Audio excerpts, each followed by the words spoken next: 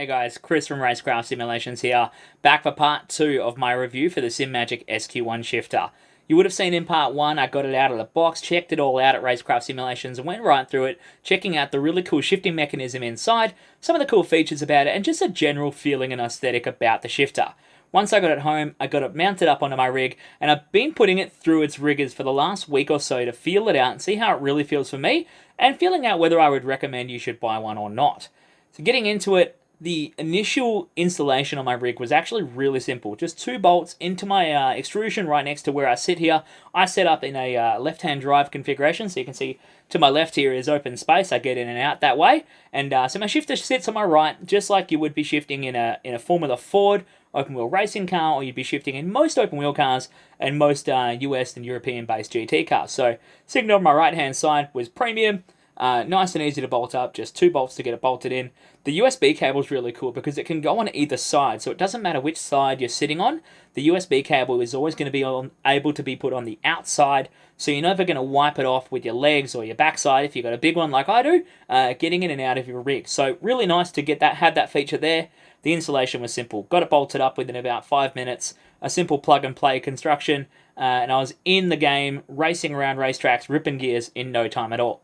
So that is a big tick for me. Usability is super good. I know that Simagic has a calibration software available for the SQ1 shifter, and I know that they recommend it's good to have, but they do say that all the shifters come calibrated from the factory. So I didn't feel like I needed to download it or use it at any time, but I did notice if I was able to really pull the lever slightly, just slightly, without engaging the click of the shifter, I could trick it into shifting gears without clunking. So maybe a little bit of calibration would have helped me along the way, but I didn't notice it being an issue while I was racing. As far as the feel and customization, it was really cool. You do have the customization ability with the function button to turn the gear indicator around. So if you do turn it around away from you, so the adjuster nut is facing the other direction, it really is really easy to turn the gear indicator around, and then so that your upshifts become downshifts. That doesn't really matter because you can calibrate it in-game, and you can just calibrate it the opposite direction if you so feel. So that was cool to have, so I could turn the gear indicator around, and I could also change the color of the backlighting in the rest of the buttons on the shifter. So nice customization there. With the adjustable shift feel as well, the little grub screw in the adjuster nut was really easy to use. I did find to get the best feeling possible, you got to rip on it. And so I would get the hex and I'd run it all the way down until you couldn't actually change gears at all. Then I'd start to wind it back until it would just start to want to change gears. Wind it back a little bit more so you're not feeling like you're damaging it all the time. And then I could actually rip on gears and be happy as. Anything less than that kind of felt like I was cheating myself out of the feel. So I wanted to make sure that I had the maximum possible feel. The downside of that is maximum feel comes with maximum noise. I'll get to that a little bit later. As far as the driving feel itself, though, it feels fantastic. It's a really satisfying clunk that has a big over-center where you pull on it, spring-loaded, and then it goes bang and clicks into gear, just like you would be if you're engaging a dog box or a sequential box in a race car. It's a really good generalized shifting feel that's quite satisfying no matter what car you drive, and it feels really good. The free play, though, there was a tiny bit of free play. There is a tiny bit of free play. I'm just feeling it right now. In the shifter itself, you can just feel that little bit of rocking. At first, the free play annoyed me. I was expecting something to be really taut and heavily sprung-loaded, but then it dawned on me that in race cars, there's free play in everything. You're always going to get free play. So that once I rationalized with myself that it was kind of authentic, then the free play didn't really bother me that much anymore. So the free play is kind of cool. However, the noise. The noise is ridiculous. This thing is loud. And I said it in part 1 that it might have been a problem. It was a problem pretty early on from testing this thing.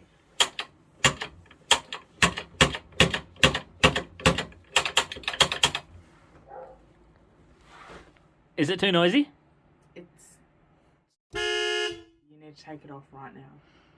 That's how noisy it is.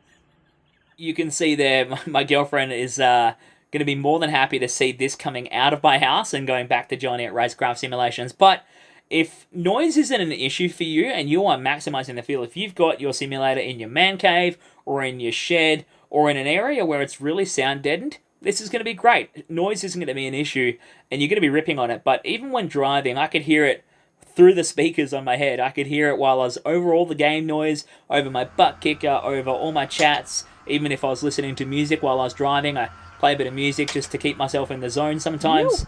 I could hear it over all of that, so it was quite a loud clunk as you're banging through the gears. But, you know, it's still pretty cool. Don't lose it. As far as the play, though, it was really cool. Adjustability-wise, it's really awesome. Like I said, you can tune that shift feel to your heart's content. You do have 4 buttons on the gear indicator, 3 of which you can change colors, but only 2 of which you can actually realistically assign to the sim. So of the 4 buttons, one of them is a program button, which you use to set the colors of the backlighting, and you also use that to set the direction of the shift lever pulling up or down. The other one, directly above it, the neutral button, you actually need to keep the indicator going back to neutral because it's not connected to the game. I'll get more on that in just a moment. The other 2, however, they're fully mappable. You can assign them to whatever you like in any game, and it was really cool to have that ability just to have a couple of extra buttons. I mean, who doesn't want more buttons? You'd think after having the GT4C wheel that I would have enough buttons, but no, I wanted more buttons. So it was cool to have that. Really cool reversibility as well. You can flip it around, bang it over to the other side, flip the USB sides, because there is actually 2 USB ports, one on either side of the shifter, so the USB is never going to get wiped off. You can flip the direction around. Really, really good functionality, really decent usability. I was really happy with how it sat in my rig, didn't take up too much space, and feels good. And the adjustment was really simple to get around. It looks great as well. It's really aesthetically pleasing. To the wood grain finish that we talked about on the handle, to that anodized aluminium stem, the red anodized bushings, the laser engraved logo, everything looks fantastic.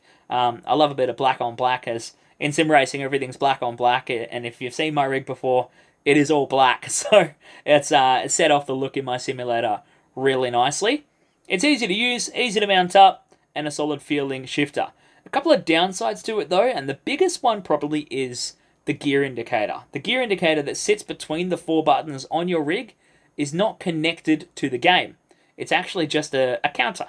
So when you press neutral, it goes to neutral, and as you rip through the gears, it just counts up, and as you push down, it just counts down, and when you get the other side of neutral, it just gives you reverse. So it's all well and good when you bump into the simulator or bump into a car. You're in neutral sitting on the grid, or you're in neutral sitting in pit lane, you press neutral, and it's correct.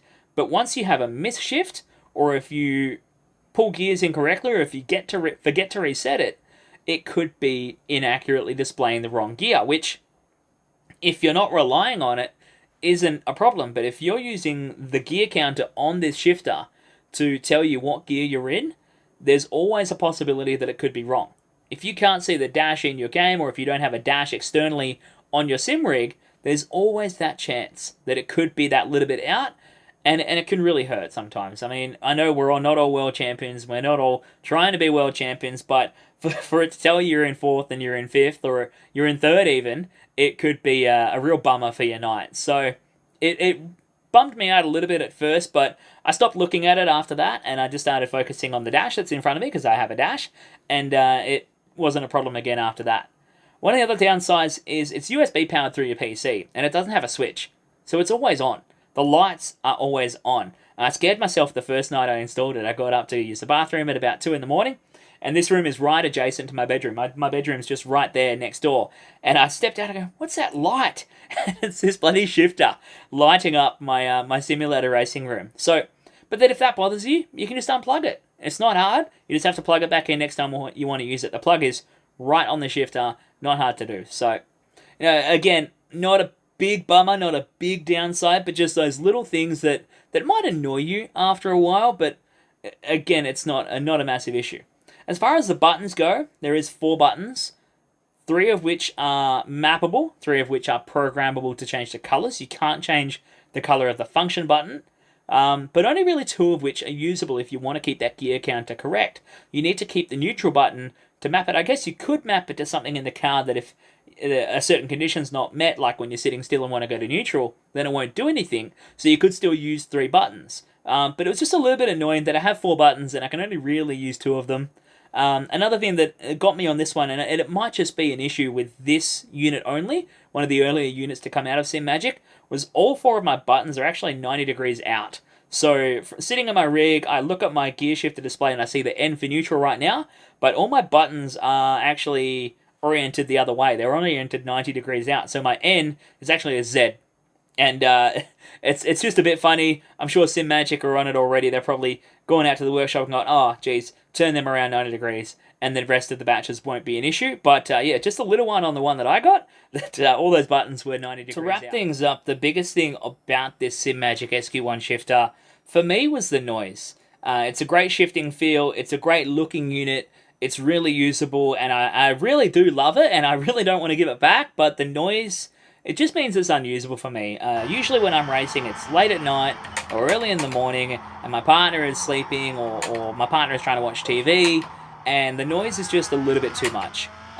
If you do sim race in an environment where you need to be quiet, you need to be stealthy because you've got kids asleep, or you've got your partners asleep, or you're in an apartment building that noise echoes through the walls and the floors, then having a big sequential shifter like this might not be the way to go. But if you can stomach the noise, or if you can stomach taking all the noise out of it by removing the shift feel, then this is absolutely the best value for money shifter on the market. I mean, it is premium. For what you pay, for the price you pay to get the SQ1 shifter, you're getting more value and more things packed into it than what you get out of units that are $200 or $300 more expensive in the same market. So definitely worthwhile checking out the SQ1 shifter. Would I recommend it?